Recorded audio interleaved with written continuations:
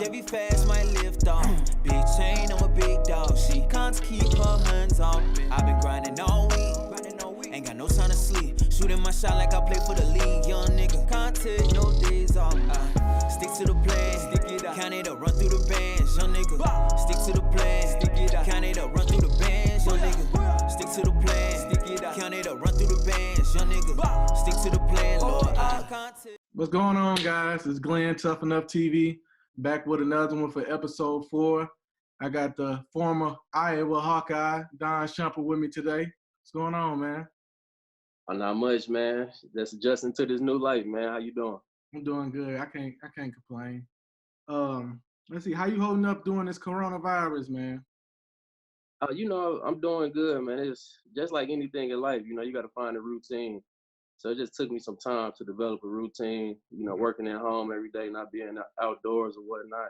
Yeah. But it's going smooth, I'm just hoping everybody is staying safe and being healthy right now. For sure. Check on the family every now and then, checking in since you say you're in Arizona, right? Yeah, I'm in Arizona right now. So yeah, I talk to the family every day, family and friends, just to make sure they're doing good. But everything is copacetic right now. Right, for sure. Did your time at Hazelwood East? I just had Walter on her last week on episode 3. Y'all were teammates. How was it playing with Walter, man? Walter, that's my dude, man. We was the 1-2 punch. Yeah. I actually, man, I lived with Walter last year when I was in New Jersey. Right. We still real tight. But no, those was the glory days, man. Those was the good days. We were state champs back in 08. We both went on and played in college. Walter had a longer NFL career. I had a short opportunity, so it was good, man. It panned out for both of us. For sure. I asked him the same thing. How was it playing for Mike Jones? Because I don't know if you know, Mike Jones, we almost had a chance at Mike Jones at Lutheran North when I first got to high school. So that's why I be asking, like, how was it playing for Mike Jones, man? It was great, man. He was a player coach. He was strictly about business, always about winning. Yeah. He made sure we competed every day. And it was just a guy that you wanted to show up for and play for every day. So, Mike Jones always got respect in my book. For sure. Yeah, STL legend, bro. He got us a Super Bowl. Yes, sir. You already know. Tell us about your time. So after Hazelwood East, you went on to Iowa. What was the decision between why you made Iowa your home for college? Well, I decided it was pretty much between Wisconsin and Minnesota.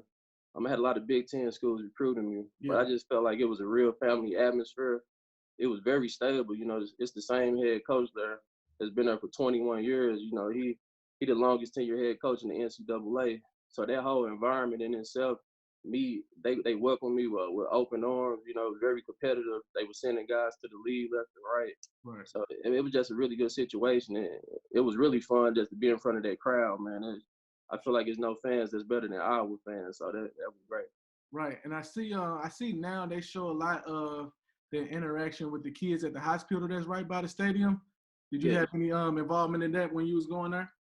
Well, actually, I started coaching at Iowa, I want to say 2016 and 17. So my first year as a graduate assistant coach when they started that tradition, the wave after the first quarter, which is really great. The hospital is basically overlooks Kinnick Stadium, and the kids get to see us play. And, we try to show our respect by at least just honoring them, after the first quarter or whatnot. So it's a really great deal. Kirk Ferentz, he all about the community. So it's a great deal. Yeah, he seemed like a good guy. It's a couple of St. Louis cats then and went there. Rest his soul. Donovan Mitchell went there for a minute. Yes. R.I.P. DMX, man. That was my dude. Great guy. Yep. So you said you got into coaching. Well, first, before we get into the coaching, tell us about the undrafted process you went through, after Iowa. How is that, for someone that's going undrafted, that process? You was invited to the Birds minicamp and the Chiefs minicamp. How was that?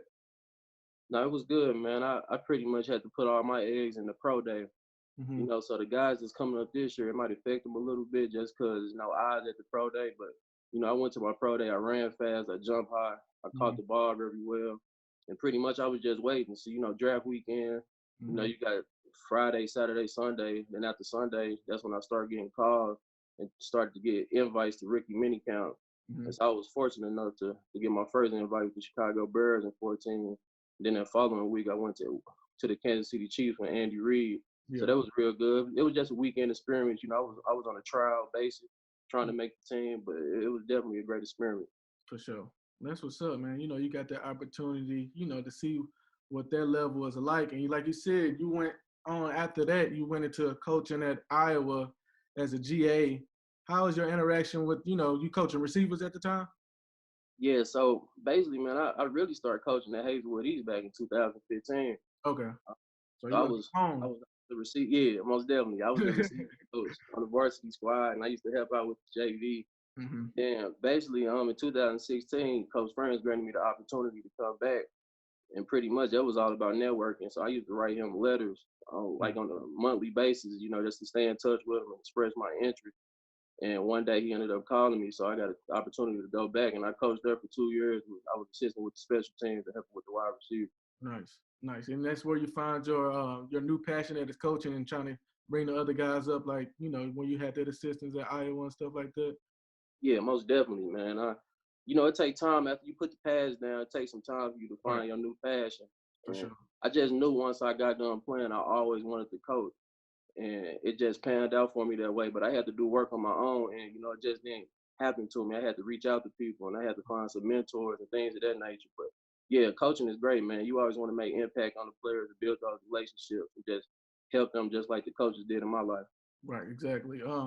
Who you play with coming up in Little League in St. Louis? But you know what's crazy, man? I was a hooper, man. I ain't even That's play for Little sure. League.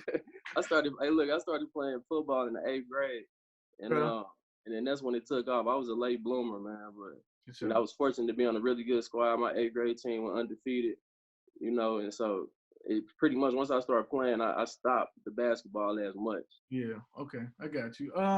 So after your graduate assistant time at Iowa, you went on and got on staff with the Giants. And how was that experience, you know, going up into the Big Apple, coaching at the time of Odell then was there, Sterling, Victor was there that year, wasn't he too? Victor retired, I want to say 2 years prior to when I got Okay, there. okay. But how was that, you know, how was that room, you know, working in there, you know, as a receiver coach and helping out in those type of terms with those athletes, you know? Yeah, no, it was real good, man. It was real good to build those relationships, to be able to help those guys out. You know, I did actually my first time in the NFL as far as coaching. I did an internship with the LA Rams Nice. back in 2017, McVay first year Okay. on staff. And so I kind of realized that I was capable, and I knew I could coach at that level just from the interactions I had with the players. So when I came to New York, I was very confident. You know, I did what I had to do. I proved myself every day. It was good though, man. Like learning, seeing guys like Odell work on a day-to-day basis. You know, really good guy to be around. Mhm. Sterling Shepard. You know, them guys competed on a day-to-day basis, man. It was real good. You know, New York, that's a really big market, so I got to experience some really neat stuff. You know, for my first NFL job. Right, that's true. That's true. And so what is the day-to-day practice like? So say if y'all go into some mini camp or a fall camp once this is over with, what is the day-to-day like for a coach, you know? Yeah, so I mean, pretty much just like anything in life, you got to get that routine. Like I said, and like during the season, you know, Sunday is game day. Monday we review the game tape with the players, and then we start game planning for the next opponent. Tuesday, players' day off, Right, coaches in the building all day and night. You know, we be creating this game plan. right, Then Wednesday we get a chance to present it to the players.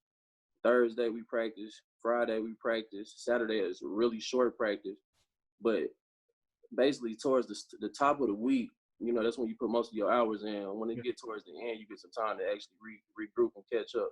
okay. But yeah, you do the same thing for 16 weeks straight, man. Right, Find things that you're doing good, things that you're doing bad, and just adjust, man. for sure. Y'all don't do that much hitting during the season. I know y'all don't. Yeah, it's all thud, man. We Yeah, just basically two-hand touch, tag them up. You know, we right. And superstars. definitely don't get. Yeah, because you know that's a lot of money out there, so you That's what I'm definitely. saying. I was finna say, because I'm a Raiders fan, and I know Earl Thomas don't practice every day. Is that a thing? Like real vets get time off like that? Yeah, definitely, man. You have different vet days depending on who you are, you know, because the Right, older you get, of course, your body needs to recover.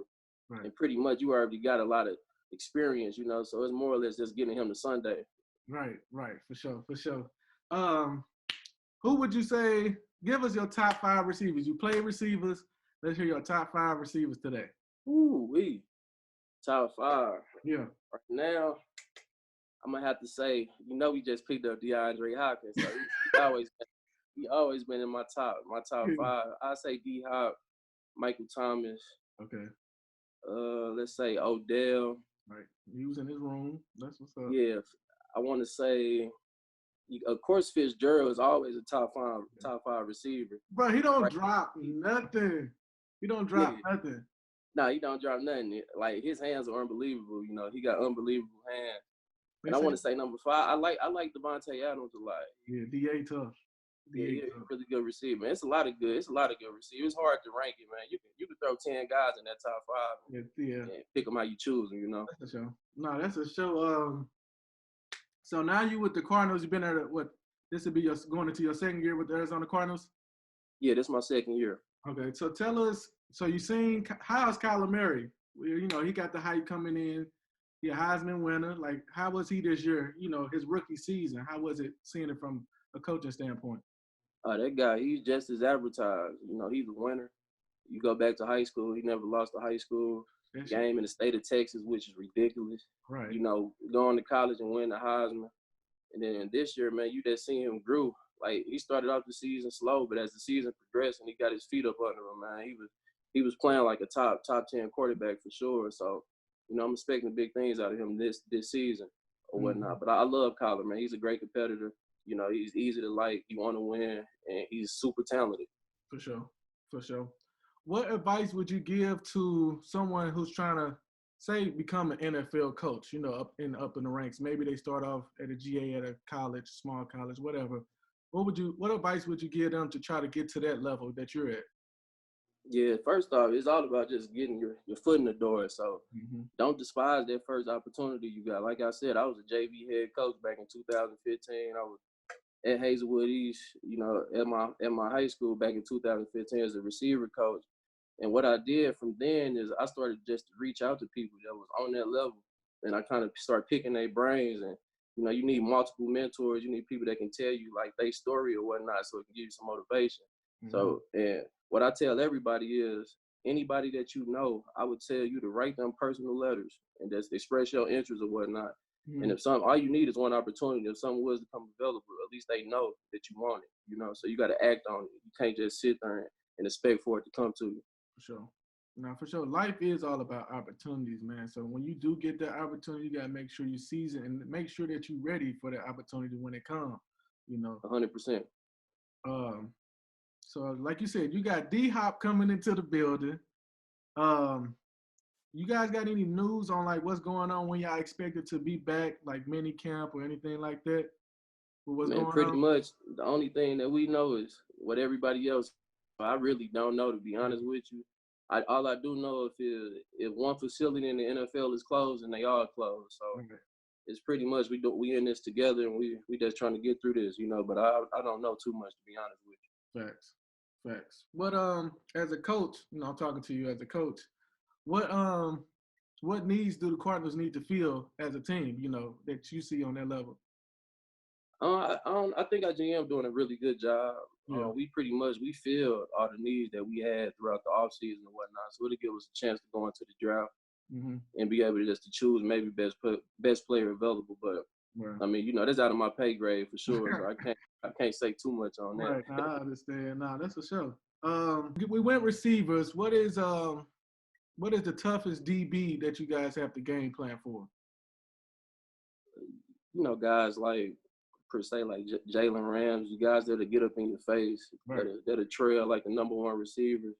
He probably one of the better ones I have seen so far. But it's more or less you don't want to target those guys and give them a lot of opportunities to make plays on the ball. So you just got to find ways to hide them and not necessarily get them a lot of targets. Facts. Do Patrick Peterson be giving your receivers trouble in practice? Oh yeah, Patrick Peterson, man. Like come on, man. Patrick Peterson speak for himself.